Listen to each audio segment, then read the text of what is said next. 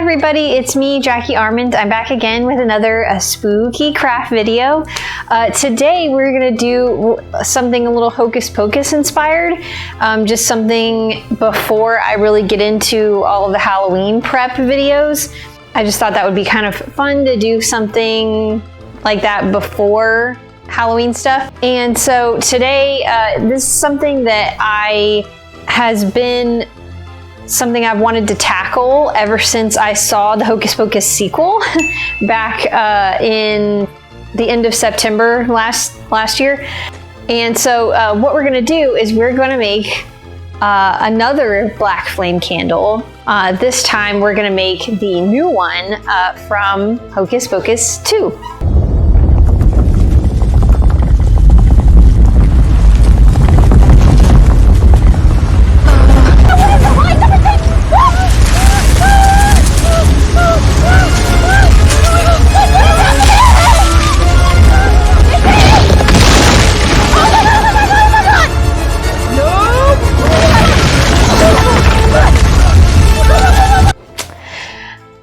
If you haven't seen Hocus Pocus 2 yet, the new black flame candle, which, you know, the old one was burned down, so they couldn't use it in the second one, and so a new one is made. And this one looks very different than the one that we know from the first Hocus Pocus. This one is gray and twisted and lumpy and kind of gross looking. And I remember as soon as I saw it, when we watched the second movie when it came out, I was like, okay, so I have to make another black flame candle now so I can have it up sitting next to my other one, which, by the way, if you are new to this channel and you haven't seen it, I have a video of how to make the black flame candle from the first Hocus Pocus, and so you can check that out if you want to make it. It's really easy. And speaking of easy, I'm kind of hoping this one will be easy too.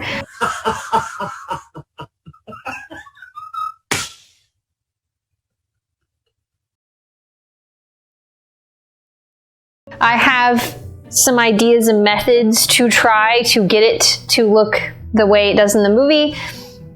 And so we're gonna kind of experiment. Like, I've never tried any of these before. I think this is, you know, kind of a theme with these black flame candle videos, because the one from last time I was also experimenting with methods I'd never tried. So we're gonna do that again, but in a different way with this one. But I'm really excited to do it because I am hoping it can just be another little piece on my Hocus Pocus shelf, and I'll have both the black flame candles. So yeah, I'm excited. But before we get into that, I would like to say if this is the kind of content you like, if you like crafting, you like tutorials, you like costuming, you like sometimes spooky recipes, and just pretty much anything all around spooky, that you give this video a thumbs up, and you would also hit that subscribe button. Also, don't forget to ring the bell so you can be notified anytime I post a new video. It is Halloween all year long here, not just in October. So if you like that, then stick with us because it is a lot of spooky fun on this channel. Also, if you'd like to support this channel a little more personal way than just hitting that subscribe button, I have a Patreon. Patrons are eligible to win things like monthly giveaways, which are things that I make on this channel. Like the first black flame candle, I'm actually trying to get to 50 patrons so we can do a giveaway. So if that sounds interesting to you, to win the original black flame candle, you can go there. And also, there's extra content. I have a kind of spooky series called Terror Tube there, where it's like kind of a horror host type show hosted by me, where we just talk about and do other Halloween-y things. And there's some videos up from that on there. So there's just a lot of fun things, extra fun things on my Patreon. So, you know, if that sounds interesting to you, you can head to patreon.com/Jackie Armand and think about giving a little bit of support.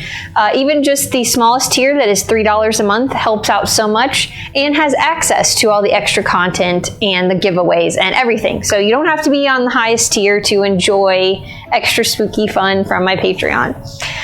So I guess that being said, without further ado, we'll just go ahead and get into the video.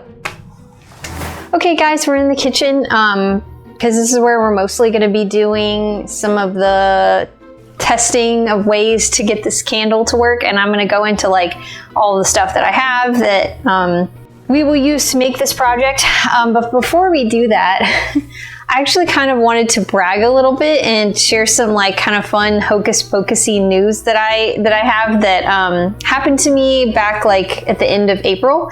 Here in Alabama, we had a pop culture and comic expo. It's like kind of a Comic-Con that came to Huntsville, Alabama, and they do it every once in a while, and it's just very, you know, what you think of a convention. It's very nerdy. There's always a lot of some celebrities that come. We have William Shatner shows up from time to time. He was here this last time. And then there's lots of like voice actors from animes and stuff like that. And this year, though, they had some of the cast from Hocus Pocus showed up. So we had Omri Katz, who played Max. We had Vanessa Shaw, who played Allison, and Jason Marsden, who did the voice of Zachary Binks, so the cat, and provided his voice in the movie. And he's done a lot of other 90s things too. But so they were all there. So of course, naturally, I had to go. And so yeah, we went, and it was really cool. I got to meet them. I didn't get any pictures with them because pictures were a little out of my price range, but I did get to meet and talk to them, and I got them to sign my spell book that I made. If you guys, speaking of which, I have the video of how to make this spell book, so if you want to know how to make it yourself, I have that video, and I will link it in the description so you can check that out and make this. But yeah, so I knew they were doing autographs, and I didn't just want like a picture, you know, I wanted something special. So I got them to sign the inside. So we have, you know, Max and Allison have signed this page, and, you know, Binks signed this one. And it's really cool. If you've followed me on Instagram, you kind of already know about this because I did post it when it happened. But I just have to geek out about it because it was really cool. I mean, you know, you watch these people on screen for like practically your whole life. I've watched Hocus Pocus since I was little, and you know, you watch these characters, and it becomes like a part of your childhood and a part of you, really, like who you are. And just the thought of meeting these people in person, face to face, never crosses your mind. Like, you don't think that would ever happen. And so, of course, my inner child was just like squealing with joy, like that whole weekend. It was so cool. And, you know, I know that, you know, there's the saying of don't meet your heroes, but I disagree with that, at least in this situation, because they were all such wonderful, wonderful, wonderful people. They were so nice. The only reason that maybe like a line really started to form in front of each of their booths was just because they each just took time with each one of their fans to talk to them, and, you know, they didn't try to rush anybody. They were really cool. They really care about their fans, and you could tell all of them do, and it really showed. So everybody kind of had, you got your unique experience with them, and I got to talk to them, and it was just really neat. I will never forget it. It's a treasured moment. And then, like I said, this spell book is like extra special for me because I have these signatures, and I have this moment in time that this happened, and it was just really neat. And I really wanted to talk about it in my last video, but I felt like it was more appropriate in this one because it's Hocus Pocus-y. But yeah, to any of you out there who are Hocus Pocus fans, if you ever get the chance to meet them in person, do it, because they're really cool.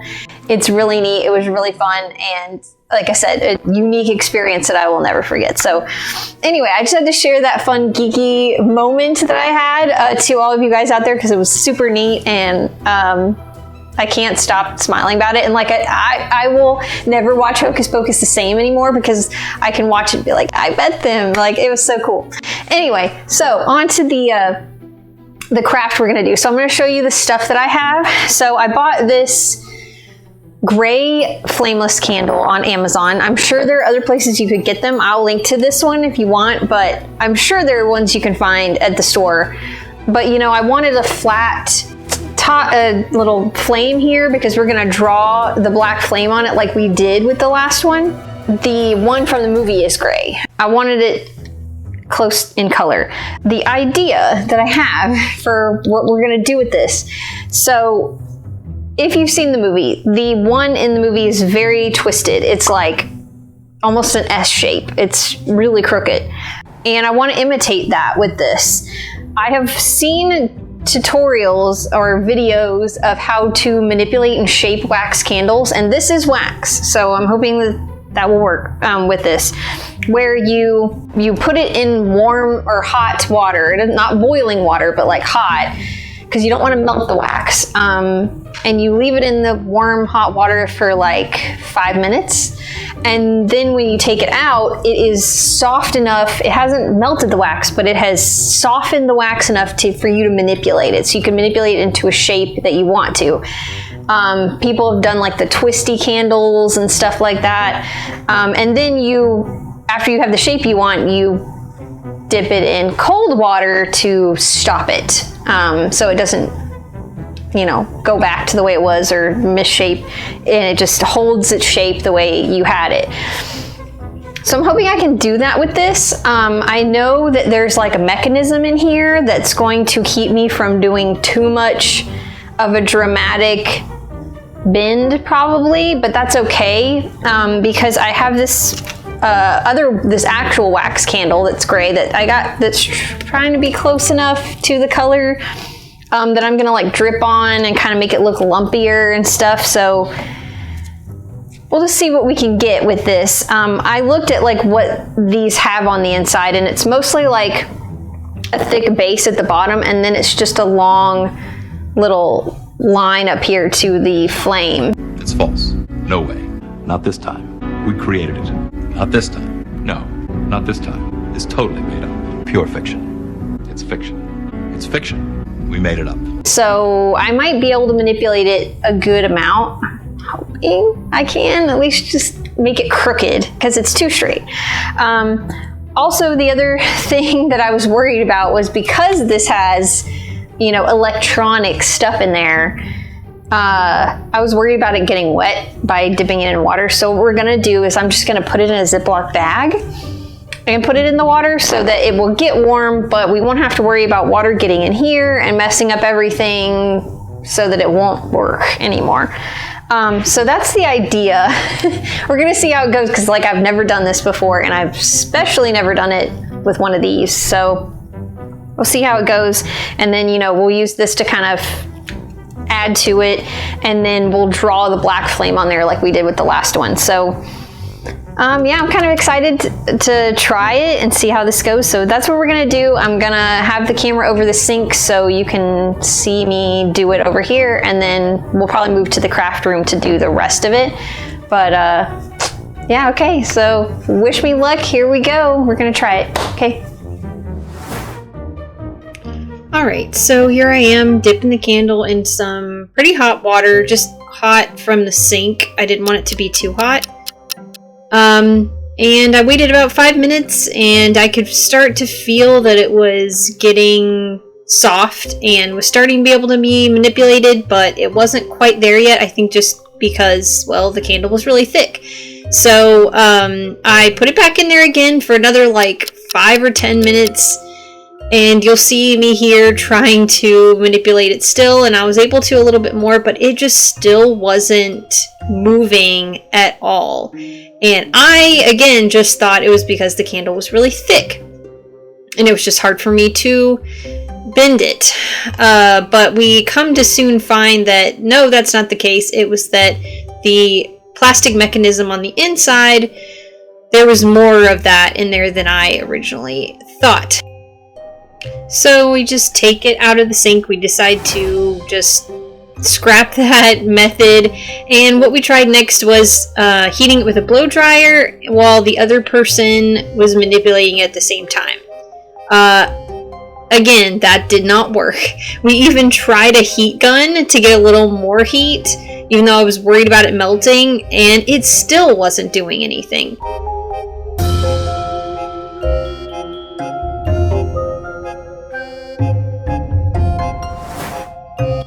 So our next method to try was to carve the candle, and this worked pretty well. We kind of just carved indentions in the place where, you know, the bend was supposed to be going in, and then alternatively we took the scraps and tried to bulk up the sides that were supposed to be sticking out more. And you'll come to see that this didn't initially work at first. It kept just kind of flaking off, and we just were really struggling with trying to get this candle to be the shape that we wanted, and we were getting really frustrated. I know I was, and we just could not figure it out. But we did some more heating, we did some more carving, and we got it to be a little more in the shape that we wanted. And eventually, basically, we just kind of sat there and decided to turn the camera off because we ultimately just needed to brainstorm and not on camera, just talk about it and just really figure out what our next steps were going to be to try and make this candle look like how we wanted it to.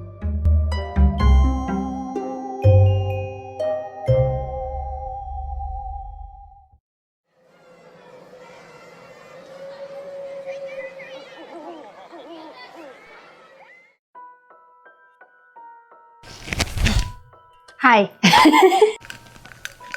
Okay, so it's day 2 now of a project that was supposed to take 1 day.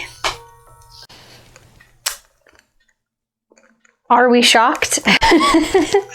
At this point you shouldn't be, and if you are, then you're new here. Clearly we ran into problems yesterday, so, you know, we had to stop and assess and think about it because everything we were doing wasn't working. And I think we did figure it out. So this is what we got so far. You can see on the camera that it is clearly warped. It is very crooked, which is what we want. Not quite as dramatic as, you know, the one from the movie, but I wasn't really expecting it to get that dramatic anyway, because I know there's like a mechanism inside here, which clearly we found out is bigger than we thought.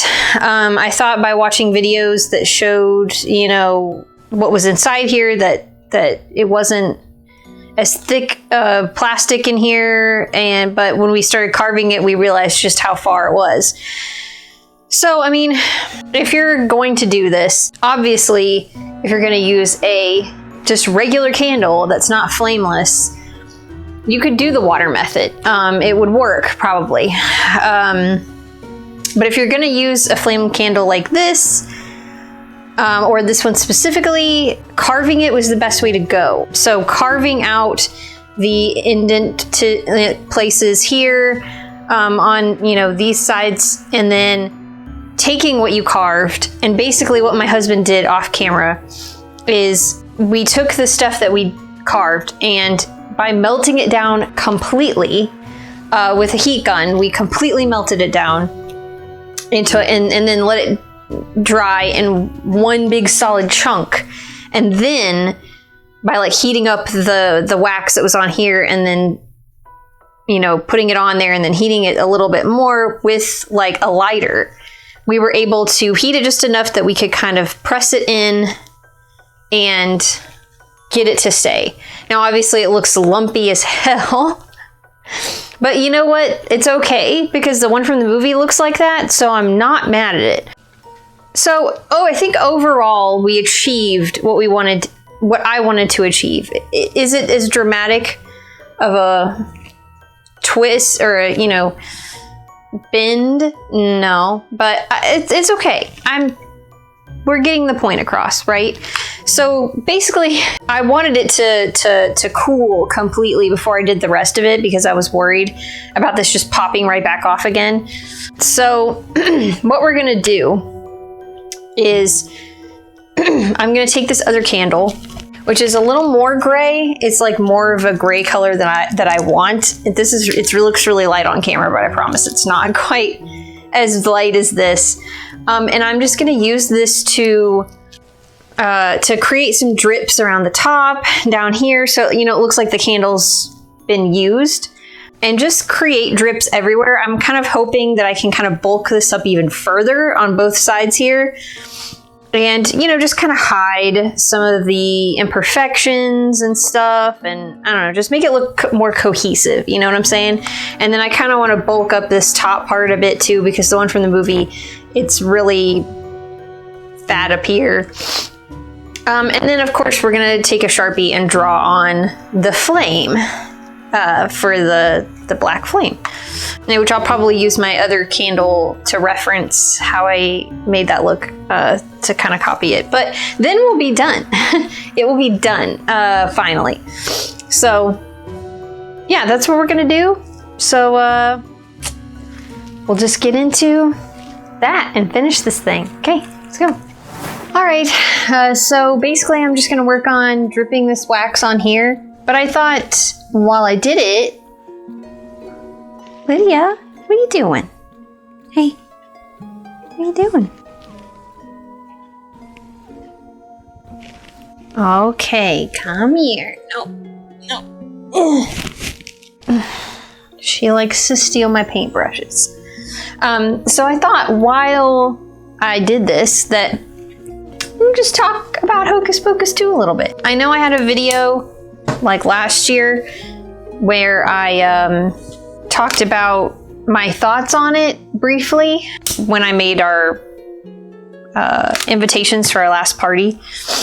And, that was fairly spoiler free for the movie, but I don't know, I thought this is hard to direct. I could talk about some things I thought about that I liked and go a little more in depth about it. If you don't feel like listening to this, it's not going to really be spoilers, but it's just going to be talking a little more about the movie than I did last time, like the plot. So if you don't want to know that, then I guess you can just skip ahead. I'm going to cut this wick. It was really long.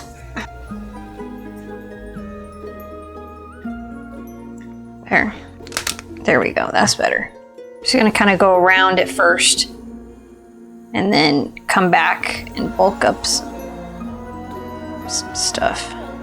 But, so I have a theory about Hocus Pocus 2, and that's mostly what I want to talk about because it has to do with the black flame candle. So in the movie, we have the shop owner, Gilbert. He owns the witchy shop that used to be the Sanderson sisters' cottage and has soon been turned into like a witchy, store or whatever. He sells things like, he sells black flame candles, he sells, spellbook replicas and such. Ooh, this is really dripping. And so, anyway, he's the one that makes the new black flame candle. So I guess that's kind of a spoiler, not really, but it kind of is. He saw the witches back when they came the first time briefly, and he wanted to bring them back, so he tricked the two protagonists into lighting the black flame candle. Because, well, he couldn't do it, and there's some, virgin jokes in there or whatever, but oh yeah, this is working really good. Anyway, so we all know from the first one that a black flame candle is made by the fat of a hanged man, right? So that's kind of disturbing, right? Basically, my theory boils down to the fact that there's something more sinister going on with Gilbert than we think. He seems really kind of like the goofball character. Seems pretty innocent, just kind of got himself caught up in the hijinks of the witches and stuff, and I'm gonna tilt this a little bit. But, like I said, we know that in order to make a black flame candle, you need the fat of a hanged man. And this is like the modern day, so what the heck? Not only that, but that's kind of what leads into my theory. So if you saw the end credits at the end, we have his cat Cobweb, who is a black cat, which I think there's some more going on with Cobweb also, but you know, that's for another video, I guess. Cobweb, you know, kind of finds another box at the end that's on a shelf, and he's like rubbing up against it, and it says BF number 3 or whatever. So it seems like he's made another black flame candle that, you know, just, and you think, okay, that just alludes to the fact that they want to do another sequel, big deal. But here's what I think. So that means he made 2 black flame candles. Why would he do that? Why would he make 2? Why would he have an extra one? That just seems really, really weird. Like, why would you want to hang someone, 2 people, when you could just do 1? That's creepy. Well, earlier in the story, he talks about when he saw the witches, he said that it was on Halloween and he was depressed and he was walking because 2 bullies stole his candy. So, Jay and Ernie, right?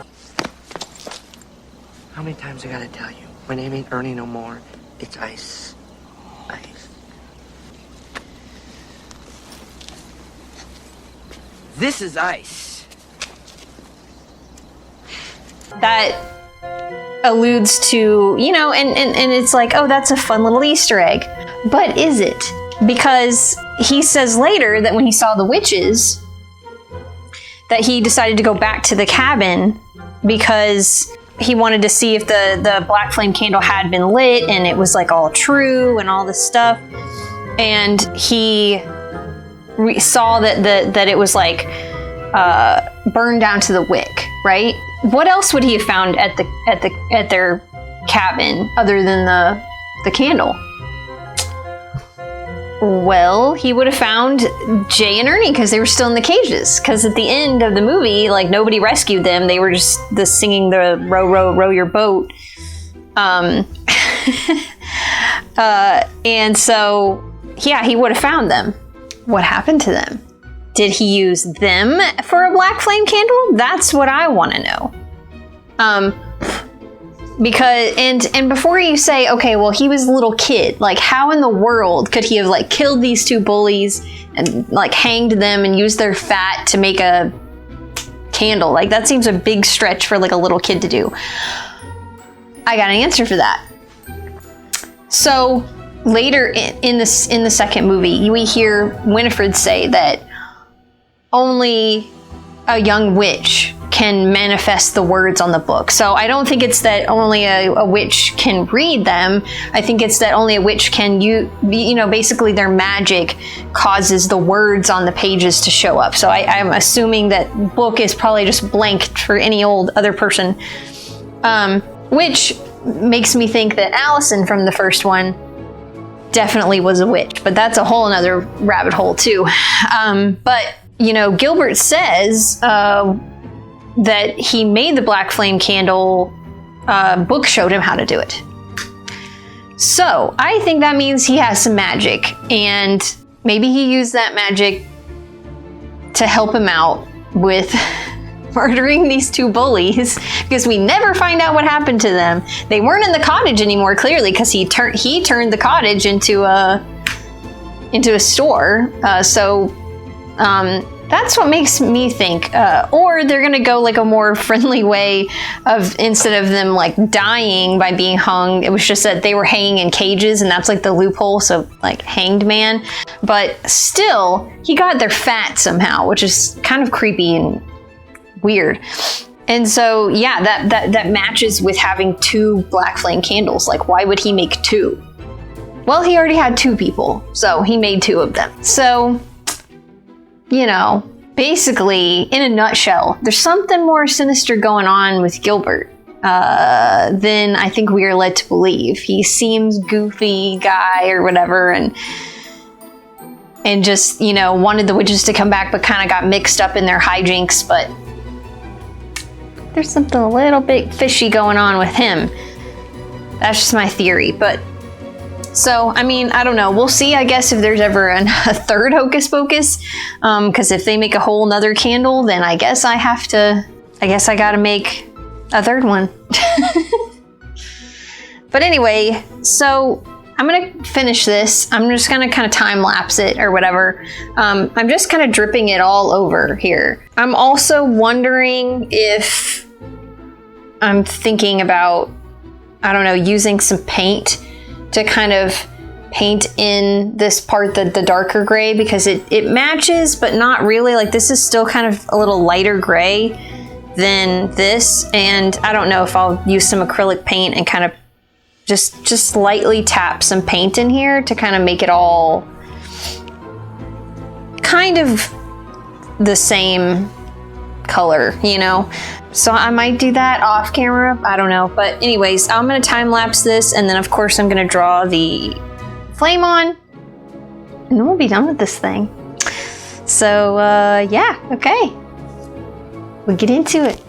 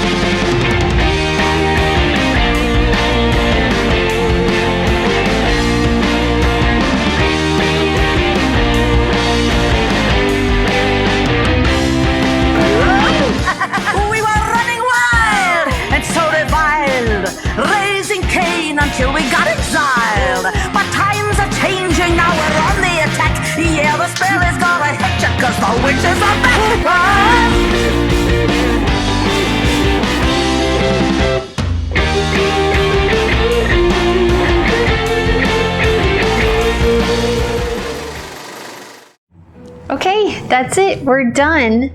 It's finished.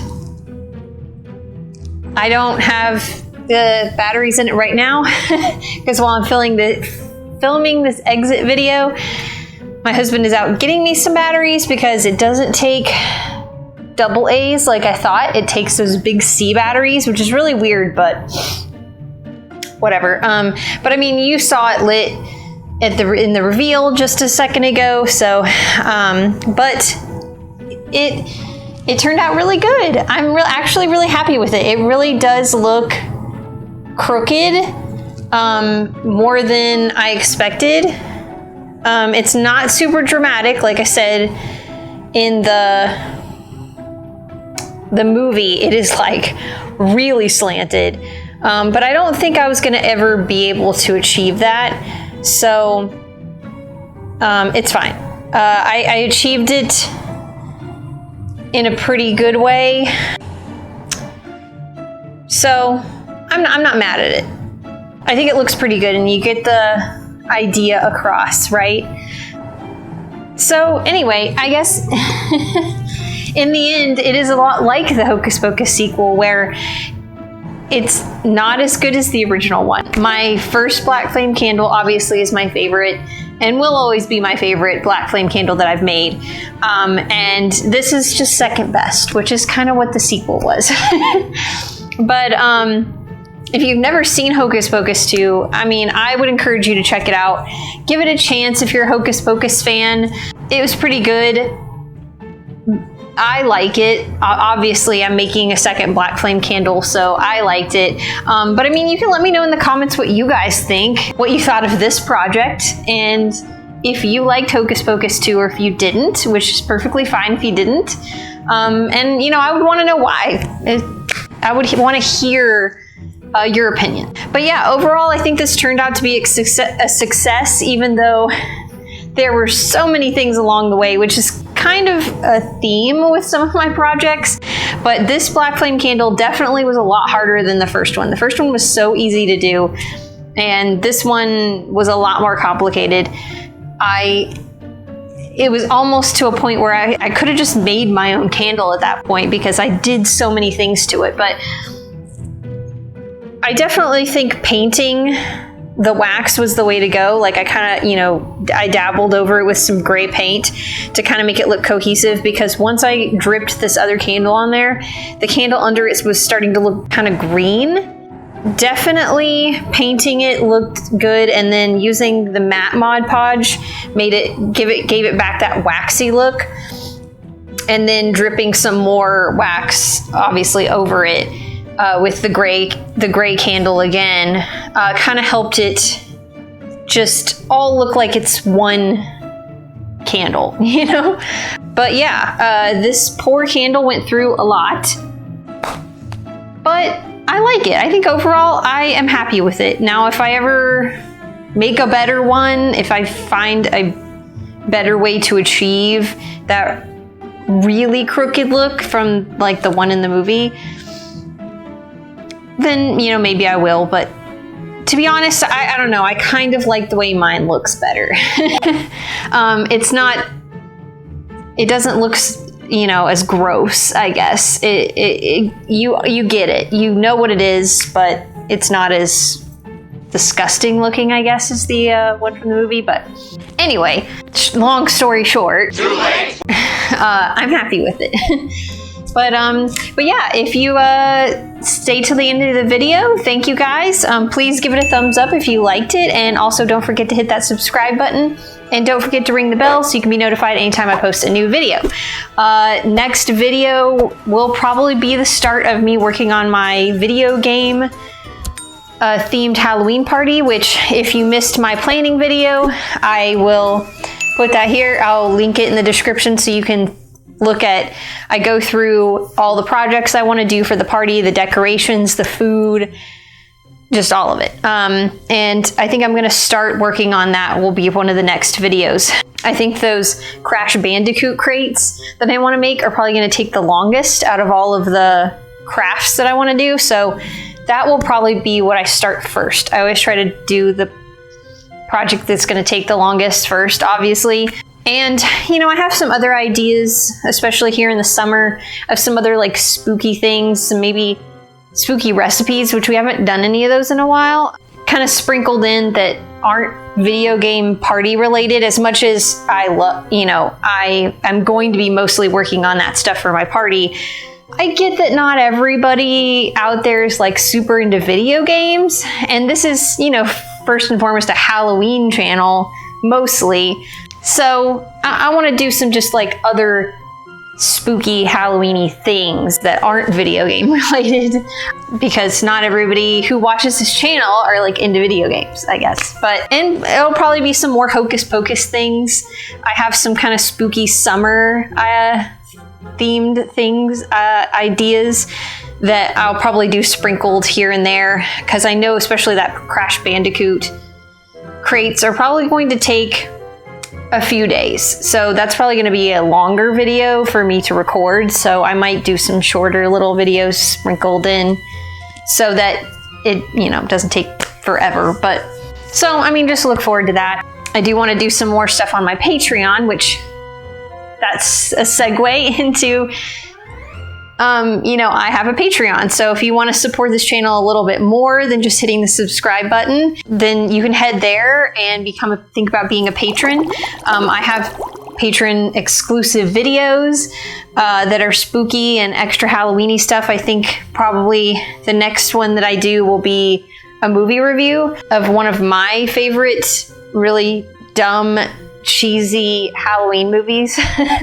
I want to do a review of it, so that'll be on Patreon probably soon, maybe around July. But so yeah, that'll be a new Terror Tube episode. So if you are into the Terror Tube stuff so far, that will be there. I will also leave links in the description to my social media, my Instagram and TikTok, where I post other Halloween-y stuff all year.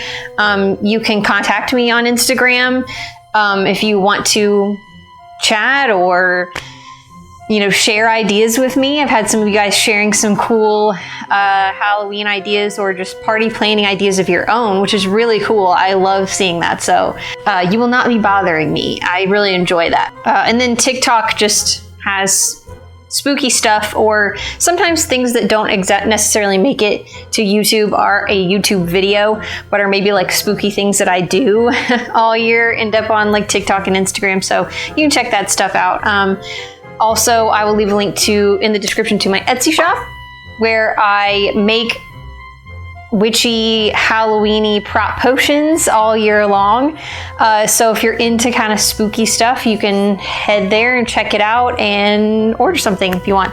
Also, if you didn't know, and you're looking for something to do in between my videos, I have 2 books on Amazon.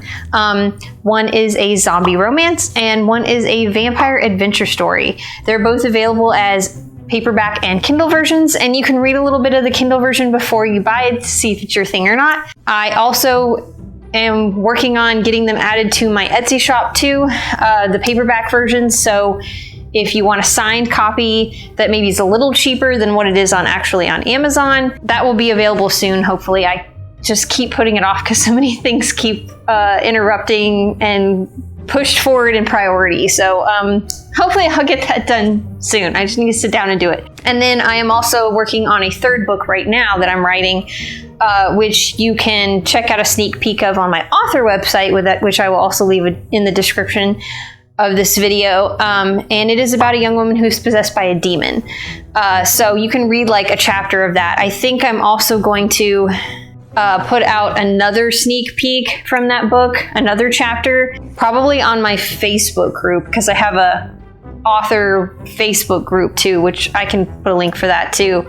But I think you can get to it on my author website anyway. But I'm probably going to leak another chapter from that book soon, just to keep interest alive. But I've been really writing it pretty good here, so it's getting done, and I'm excited to finish it, at least this first draft, because then, of course, there's editing and all this other stuff that's got to take place. But I'm really getting excited about finishing it, so trying to generate some excitement about it, because I'm definitely excited about it.